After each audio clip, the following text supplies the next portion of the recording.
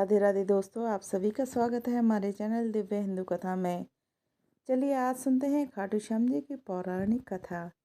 खाटू श्याम जी जिन्हें आज पूरे भारतवर्ष में कलयुग के भगवान और श्री कृष्ण के अवतार के रूप में पूजा जाता है, वास्तव में महाभारत काल के महान योद्धा बर्बरिक थे। वे भगवान श्री कृष्ण के परम भक्त और महाबली घटोत्कच तथा नाग कन्या मौरवी के पुत्र थे। बर्बरिक का जन्म असाधारण परिस्थितियों में हुआ था। वे बचपन से ही असाधारण शक्ति, साहस और भक्ति के प्रतीक बने। बर्बरीक का पालन पोषण उनकी माता मौरवी ने किया। जब वे बड़े हुए तो उन्होंने युद्ध कला, अस्त्र शस्त्र की शिक्षा प्राप्त की। उनके गुरु भगवान शिव स्वयं थे, जिन्होंने उनकी कठोर तपस्या से प्रसन्न होकर उन्हें 3 अपराजय बाणों का वरदान दिया। इन 3 बाणों के कारण बर्बरीक को 3 बाणधारी कहा जाने लगा। पहला बाण, जिसे जहाँ छोड़ दिया जाए वह सारे शत्रुओं को चिन्हित कर देता था। दूसरा बाण उन सभी शत्रुओं का नाश कर देता था। और तीसरा बाण सब कुछ वापस धनुष पर लौटाता था। इस प्रकार बर्बरिक केवल 3 बाणों से संपूर्ण युद्ध भूमि को समाप्त कर सकते थे। भगवान शिव ने यह वरदान देते समय चेतावनी दी थी कि बर्बरिक, तुम्हारे इन बाणों की शक्ति अपार है, परंतु इनका प्रयोग सदा धर्म के पक्ष में ही करना। जब महाभारत का युद्ध आरंभ हुआ तब बर्बरिक ने अपनी माता से विदा लेकर युद्ध देखने के लिए चल पड़े। उनकी माता ने उनसे वचन लिया कि तुम सदैव पराजित पक्ष का ही साथ दोगे। यह वचन धर्मनिष्ठा की दृष्टि से बहुत गूढ़ था, क्योंकि युद्ध में दोनों पक्ष अपने अपने दृष्टिकोण से धर्म का पालन कर रहे थे। बर्बरिक ने अपनी माता से कहा, माता, मैं उस पक्ष का साथ दूंगा जो युद्ध भूमि में कमजोर प्रतीत होगा, और यही निर्णय आगे चलकर इतिहास बदल देगा। जब बर्बरिक खाटू की दिशा से कुरुक्षेत्र की ओर जा रहे थे तब मार्ग में भगवान श्री कृष्ण ने ब्राह्मण रूप धारण कर उनसे भेंट की। श्री कृष्ण जी ने कहा, वह युवक अद्भुत तेजस्वी और दिव्य रूप वाला है।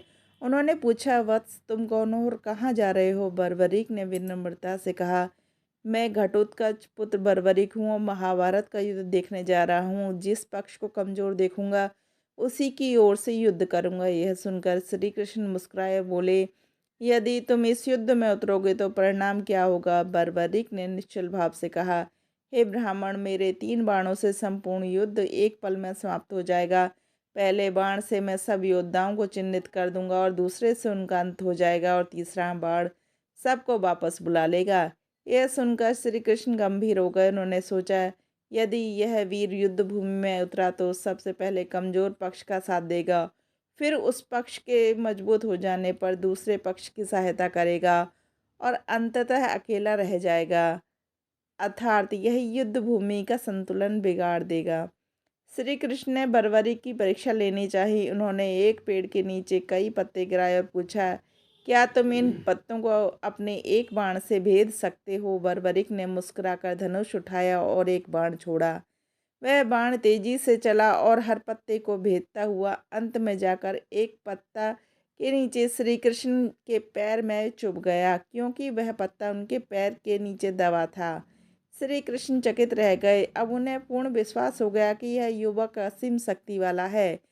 फिर श्री कृष्ण जी ने बर्बरिक से कहा, वत्स, मुझे बताओ कि तुम युद्ध में किस पक्ष का साथ दोगे? बर्बरिक ने उत्तर दिया, मैं तो सदैव पराजित पक्ष का ही साथ दूंगा। श्री कृष्ण ने कहा, यदि ऐसा हुआ तो तुम बार बार पक्ष बदलते रहोगे और अंततः दोनों पक्ष नष्ट हो जाएंगे। इसलिए युद्ध के नियमों की रक्षा के लिए तुम्हें अपना शीश दान करना होगा। बर्बरिक ने समझ लिया कि यह कोई साधारण ब्राह्मण नहीं, स्वयं श्री कृष्ण है। उन्होंने हाथ जोड़ करके कहा, प्रभु, यदि मेरी मृत्यु निश्चित है तो मेरी इच्छा है कि मैं अपने सिर से यह दिव्य युद्ध देख सकूं। श्री कृष्ण ने प्रसन्न होकर कहा, वत्स, तेरा सिर अमर रहेगा तो युद्ध देखेगा और कलयुग में श्याम नाम से प्रसिद्धि होगी। जो भी भक्त तेरे सच्चे मन से नाम लेगा उसकी सभी मनोकामनाएं पूर्ण होंगी। फिर बर्बरिक ने प्रसन्नतापूर्वक अपना शीश श्री कृष्ण को अर्पित कर दिया। उनका सिर युद्ध भूमि के ऊंचे टीले पर रखा गया और वहीं से उन्होंने संपूर्ण महाभारत का युद्ध देखा। महाभारत युद्ध के बाद श्री कृष्ण ने बर्बरिक के सिर को वरदान दिया कि कलयुग में वे खाटू श्याम नाम से पूजे जाएंगे। कहा जाता है कि उनके सिर को समय बीतने के बाद राजस्थान के खाटू गांव में एक किसान को स्वप्न में दर्शन हुए। जब उन्होंने जमीन खोदी तो वहां एक दिव्य शीश निकला। राजा रूप सिंह चौहान को भी उस रात स्वप्न हुआ कि वह शीश मंदिर में स्थापित किया जाए। जब शीश को खाटू श्याम लाया गया तो वहां मंदिर बनाकर प्रतिष्ठा की गई। वहां से अद्भुत प्रकाश और दिव्य सुगंध फैलने लगी।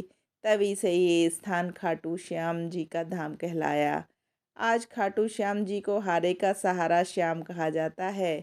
भक्तों का विश्वास है कि जो संकट में फंसा हुआ व्यक्ति सच्चे मन से जय श्री श्याम कहकर प्रार्थना करता है, उनकी सभी मनोकामनाएं पूर्ण होती हैं।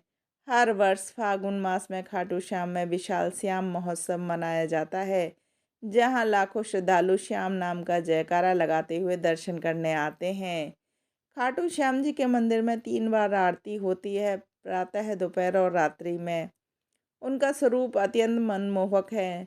नीले रंग की पगड़ी, मोरपंख मुकुट और मखमली वस्त्र, स्नेह भरी मुस्कान उनके करुणामय रूप को और भी दिव्य बना देती है। खाटू श्याम जी को और भी नामों से पुकारा जाता है। कोई उन्हें श्याम बाबा, बर्बरिक, 3 बाणधारी और हारे का सहारा, श्याम प्यारे उनके पवित्र नाम हैं। तो दोस्तों, आपको ये कहानी कैसी लगी हमें ज़रूर बताएं और हमारे चैनल को सब्सक्राइब ज़रूर करें। राधे राधे दोस्तों।